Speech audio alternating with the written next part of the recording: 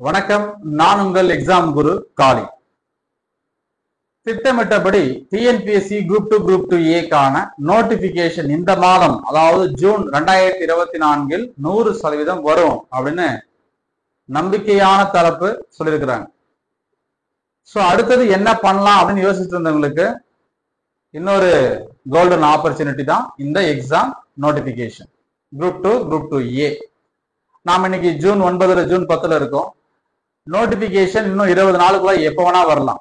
Exam எப்ப நடக்க போகுது அப்படின்னு பாத்தீங்கன்னா செப்டம்பர் மாதம் 2024.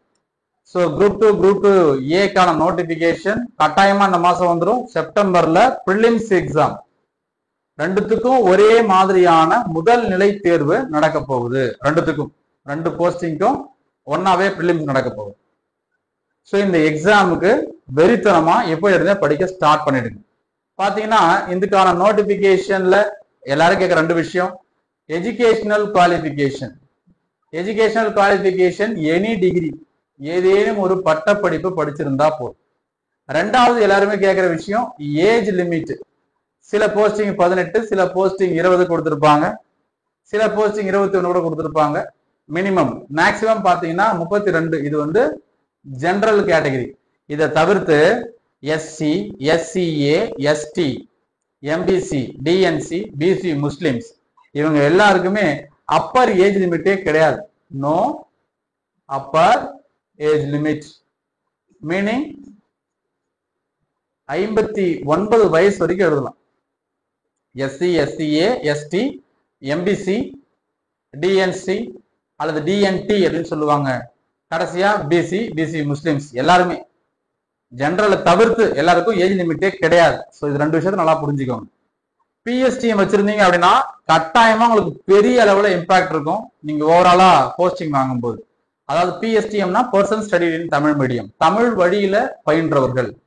எடுத்துக்காட்டுக்கு நான் குரூப் 2 எக்ஸாம் எழுதணும் அப்படின்னா, இப்போ நான் 1ஆம் வகுப்புல இருந்து ஃபர்ஸ்ட் ஸ்டாண்டர்ட்ல இருந்து 1, 2, 3, 4, 5, 6, 7, 8, 9, 10, 11, 12 12ஆம் வகுப்பு வரைக்கும் தமிழ் மீடியமே படிச்சிருக்கணும். பப்ளிக் எக்ஸாம் எல்லாம் தமிழ்ல எழுதியிருக்கணும். அடுத்தது டிகிரி, ஆர்ட்ஸோ, சயின்ஸோ, என்ஜினியரிங்கோ, மெடிசனோ, ஏதோ ஒரு டிகிரியை தமிழ் வழியில படிச்சிருக்கணும். தமிழ்லயே எக்ஸாம் எழுதி பாஸ் பண்ணிருக்கணும். அப்படி இருந்ததுன்னா நான் எலிஜிபிள். எனக்கு 20% இடஒதுக்கீடு இருக்குது பிஎஸ்டிஎம் தமிழ் வழியில படிச்சவங்களுக்கு. இல்ல நான் 10th வரைக்கும் படிச்சேன், டிப்ளமா படிச்சேன், இன்ஜினியரிங் படிச்சேன், நான் 10th படிச்சேன், டிப்ளமா படிச்சேன், ஆர்ட்ஸ் அண்ட் சயின்ஸ் படிச்சேன், எலிஜிபிள் தான்.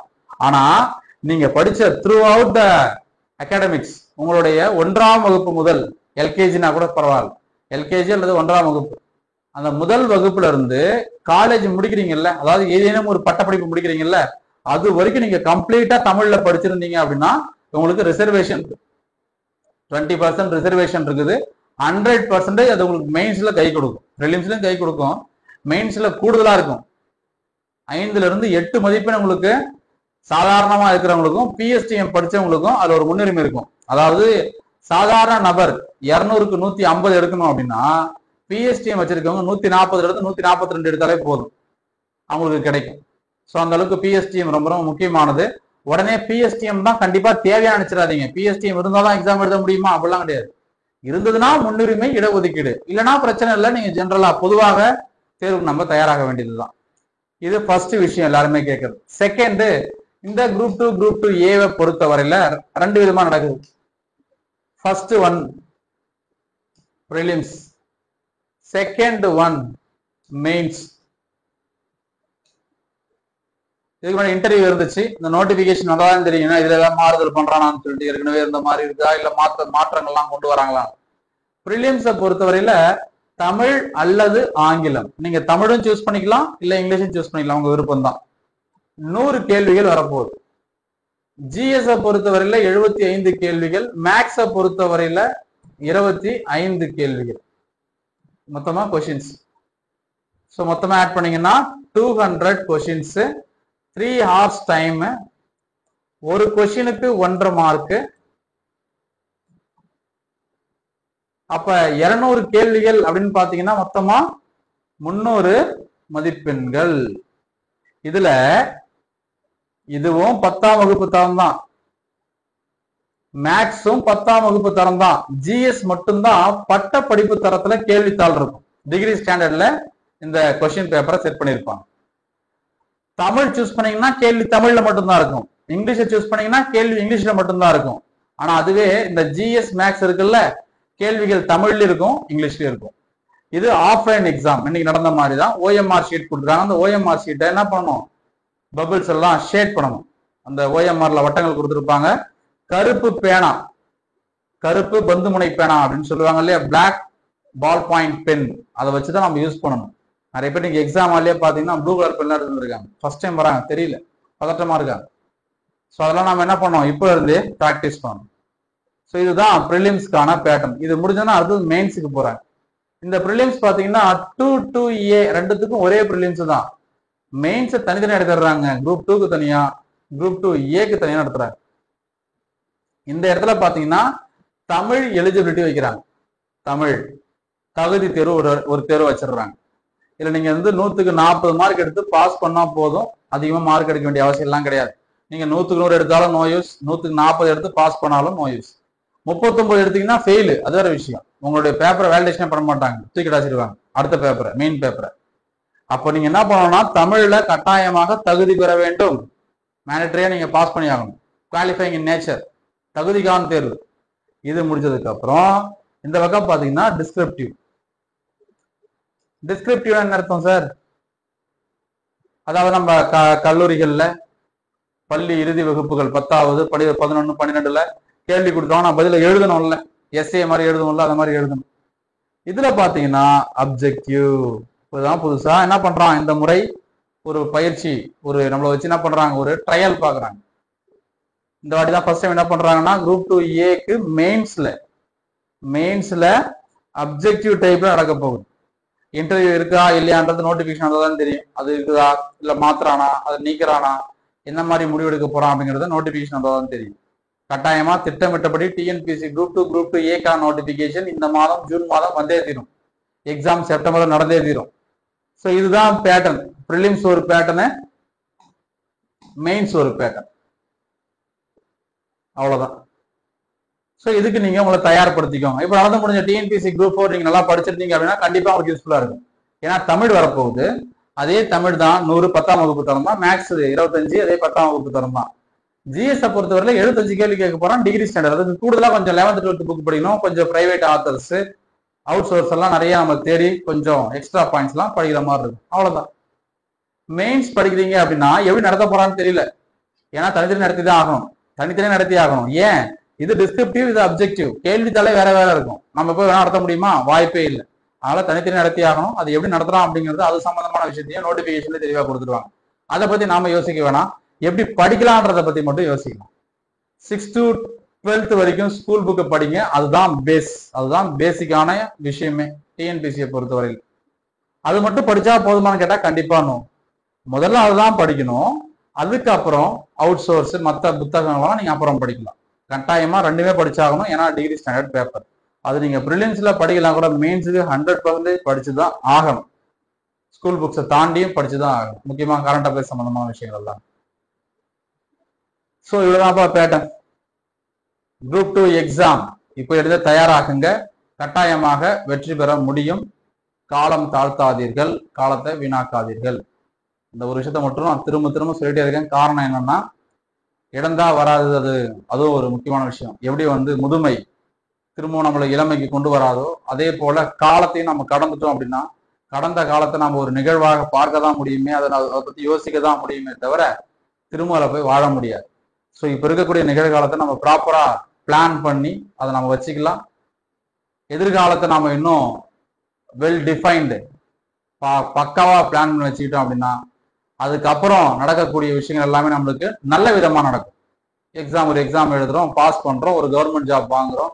ஸோ அதுக்கப்புறம் நம்ம லைஃப் வந்து சொல்லுவாங்க இல்லையா, லைஃப் செட்டில்டு, அவ்வளவுதான். அதுக்கப்புறம் உங்களுக்கு வாய்ப்புகள் இருந்தால் அதுல இருந்து ப்ரொமோஷன் எக்ஸாம் எழுதி போறது, அல்லது டிஎன்பிஎஸ்சி குரூப் 1 எக்ஸாம் எழுதி போறது, அல்லது இதை விட பெரிய போஸ்டிங் தேர்வுகள் வந்துன்னா தேர்வு எழுதி பாஸ் பண்றது, எல்லாம் தனிப்பட்ட ஆட்களுடைய வாய்ப்புகள், அவங்களுடைய விருப்பங்கள். நமக்கு தேவை இப்போ ஒரு கவர்மெண்ட் போஸ்டிங். அந்த போஸ்டிங் நம்ம எப்படி தயாராகணும், என்ன படிக்கணும், ப்ரீவியஸ் இயர் கொஸ்டின்ஸ் பாருங்க. 6 முதல் 12ஆம் வகுப்பு வரைக்கும் இருக்க பள்ளி பாட புத்தகம் படிங்க, அவுட் சோர்ஸ் மெட்டீரியல்ஸ் படிங்க, கரண்ட் அஃபேர்ஸ் நல்லா படிங்க. எல்லாத்துக்கும் மேல இன்னைக்கு எல்லாம் சொன்னது சார் நான் ப்ராப்பரா ரிவிஷன் பண்ணல, ரிவிஷனை சரியா பண்ணுங்க. நான் டெஸ்டே போட்டு பார்க்கல சார், டெஸ்ட் போட்டு பாருங்க. ஓஎம்ஆர் ஷீட்டு தொட்டது கிடையாது, அங்க எக்ஸாம்ல போனா கையில நடுங்குது அப்படிங்கிறாங்க. இப்போ ஓஎம்ஆர் ஷீட்டை நீங்க பிராக்டிஸ் பண்ணல அப்படின்னு அர்த்தம். ஓஎம்ஆர் ஷீட்டை பிராக்டிஸ் பண்ணுங்க. ஒரு 10 ஓஎம்ஆர் ஷீட் ஃபுல் டெஸ்ட் எழுதி பாருங்க. எக்ஸாம் ஆளுக்கு போனீங்கன்னா ஒண்ணுமே தெரிஞ்சா இதெல்லாம் ஒரு எக்ஸாமா அப்படிங்கிற மாதிரி இருக்கும். அங்க போய் சில பேரால 3 மணி நேரம் உட்கார முடியல, ஏன்னா 3 மணி நேரம் பிடிச்சி எழுத முடியல. காரணம் என்னன்னா சரியான பிராக்டிஸ் இல்லை. So practice makes a man perfect. அனுபவமே ஒரு சிறந்த மனிதனை உருவாக்கும். உங்களையும் அதுதான் உருவாக்கும். நல்லா படிங்க, படிச்சதெல்லாம் ரிவிஷன் பண்ணுங்க, டெஸ்ட் போட்டு பாருங்க. இந்த 3த்தையும் ப்ராப்பரா பண்ணீங்கன்னா கண்டிப்பா ஜெயிக்க முடியும். ஜெயிக்கலாம்ல? All the very best. நல்லா படிங்க. நடந்து முடிஞ்ச டிஎன்பிஎஸ்சி குரூப் 4 எக்ஸாமை பொறுத்து நம்ம என்ன பண்ணிருந்தோம்னா, ஆன்சர் கீ, நம்ம நடத்தின பெய்டு கிளாஸ் நடத்தின கொஸ்டின்ஸ் எல்லாம் எவ்வளவு வந்திருந்தது அப்படிங்கிறது எல்லாத்தையும் நம்ம எக்ஸ்பிளைன் பண்ணியிருப்போம். TNPSC group 2, group 2A, group 1, prelims, mains, SSC railway exams, SI police exams எல்லாத்துக்கும் நம்ம எக்ஸாம் குரு காலி அப்படிங்கிற மொபைல் ஆப்ல ஆன்லைன் கிளாஸஸ் எடுத்துட்டு இருக்கோம். இந்த ஆஃபர் பாத்தீங்கன்னா ஃபர்ஸ்ட் பேட்ச் அப்படிங்கிறதால 50% ஆஃபர் கொடுத்திருந்தோம். 499க்கு இந்த ஆன்லைன் கிளாஸஸ் இருக்கும். 6 மந்த் வேலிடிட்டி. லைவ் கிளாஸஸ் முடிஞ்சிருச்சு, ரெக்கார்ட் வீடியோ தான் இப்ப இருக்கு. இந்த ரெக்கார்ட் வீடியோவை நீங்க 6 மந்த் வரைக்கும் யூஸ் பண்ணிக்க முடியும். இதுக்கான மெட்டீரியல் நம்ம பிடிஎஃபா நம்ம மொபைல் ஆப்லேயே கொடுத்துருப்போம். ஆனா அந்த மொபைல் ஆப்ல இருந்து நீங்க அந்த பிடிஎஃப் டவுன்லோட் பண்ணி வீடியோ டவுன்லோட் பண்ணி யாருக்கும் ஷேர்லாம் பண்ண முடியாது. ஏன்னா அது ஈஸியா எல்லாருமே ஷேர் பண்ணிடுறாங்க அப்படின்னால அந்த ஆப்ஷன் நம்ம ஸ்டாப் பண்ணி வச்சிருக்கிறோம். இது இந்திய அரசியலமைப்பு, இந்திய பொருளாதாரம், இந்திய தேசிய இயக்கம், பிசிக்ஸ், இயற்பியல், இந்திய புவியியல் அப்படின்னு சொல்லி ஒவ்வொரு சப்ஜெக்ட்டுக்கும் நம்ம இண்டிவிஜுவலா கிளாஸஸ் எடுத்துட்டு இருக்கோம் 499க்கு. ஸோ இதுல இந்த கோர்ஸ் இந்த 50% ஆஃபர் இன்னும் 1 வீக்ல முடிஞ்சிடும். நிறைய மக்கள் நாங்கள் குரூப் 4 படிச்சுட்டு இருக்கோம் சார், முடிச்சுட்டு வந்துடுறோம், எங்களுக்கு டைம் கொடுங்கன்னு சொல்லி கேட்டிருந்தாங்க. அதனால இந்த ஆஃபர் வந்து இன்னைக்கு முடிய வேண்டிய ஆஃபரை நான் இன்னொரு 1 வீக் எக்ஸ்டெண்ட் பண்றேன். அதுக்கு முன்னாடி தேவைப்படுறவங்க இதை யூட்டிலைஸ் பண்ணிக்கோங்க. கண்டிப்பா அதுக்கப்புறம் நெக்ஸ்ட் வீக்ல இருந்து 799 தான் இதுக்கான பிரைஸ் இருக்கும். ஸோ அதுக்கு முன்னாடியே தேவைப்படுறவங்க இதில் ஜாயின் பண்ணிக்கோங்க. எப்படி ஜாயின் பண்ணணும்னா, எக்ஸாம் குரு காலி அப்படிங்கிற மொபைல் ஆப்பை டவுன்லோட் பண்ணிக்கோங்க. அதுக்கான லிங்க் இந்த வீடியோக்கு கீழே டிஸ்கிரிப்ஷன்ல இருக்கும். அந்த லிங்கை யூஸ் பண்ணி நீங்க டவுன்லோட் பண்ணிக்கலாம். அதுக்குள்ள போய் ஸ்டோர் அப்படிங்கிற ஆப்ஷன்ல உங்களுக்கு இந்த எந்தெந்த கோர்ஸ் தேவையோ அந்த கோர்ஸ் செலக்ட் பண்ணி நீங்க 499 பே பண்ணி ஜாயின் பண்ணிக்கலாம். இல்லைன்னா உங்களுக்கு டவுட்ஸ் இருந்ததுன்னா இந்த நம்பருக்கு நீங்க கான்டாக்ட் பண்ணுங்க. 8870302702. இந்த நம்பருக்கு நீங்க கான்டாக்ட் பண்ணலாம். மெசேஜ் ஆர் வாய்ஸ் மெசேஜ் எது போடாலும் நம்ம டீம் வந்து உங்களை கைட் பண்ணுவாங்க எப்படி இந்த கோர்ஸ்ல ஜாயின் பண்ணணும் அப்படின்னு சொல்லி. கண்டிப்பா இது அடுத்து நீங்க எழுதக்கூடிய குரூப் 1க்கும் யூஸ் ஆகும், குரூப் 2, குரூப் 2A ப்ரிலிம்ஸுக்கும் யூஸ் ஆகும், மெயின்ஸுக்கும் யூஸ் ஆகும். மறந்துடாதீங்க.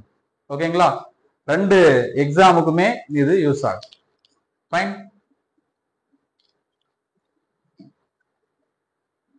தேங்க்யூ. நல்லா படிங்க, டைமை மட்டும் வேஸ்ட் பண்ணாதீங்க.